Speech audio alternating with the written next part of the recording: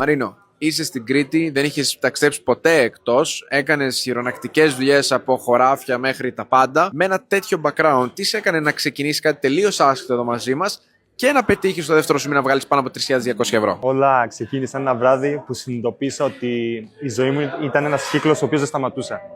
Ξυπνούσα κουρασμένος, πήγαινα δουλειά κουρασμένος, γυρνούσα εξαντλημένος και ξαναπήγαινα δουλειά εξαντλημένος, γιατί έκανα και 2 δουλειές κιόλας.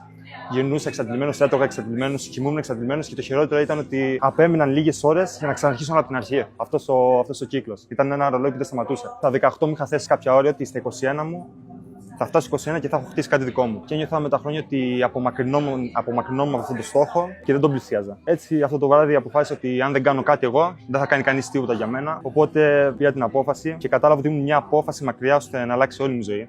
Ριζικά, στα πάντα. Που προφανώς ναι, ξεκίνησα πριν 4 μήνες, που μέχρι τότε δεν είχα, όπως είπες, δεν είχα ταξιδέψει, δεν ήμουν καθόλου κοινωνικός. Και σε αυτό το περιθώριο των 4 μηνών έχω πάει Γερμανία, έχω πάει Κροατία, πληρωμένο ταξίδι, το οποίο άμα μου το έλεγες πριν 4 μήνες, σας έλεγα τρελό. Έχω κάνει γνωριμίες, απίστευτες γνωριμίες, μου έχουν ανοίξει πάρα πολλές πόρτες μέσα από όλο αυτό το κομμάτι και αυτό πραγματικά είμαι ευγνώμων. Οπότε δεν άφησα το παρελθόν μου να σταθεί εμπόδιο στους στόχους που είχα βάλει και στα όνειρα που είχα κάνει.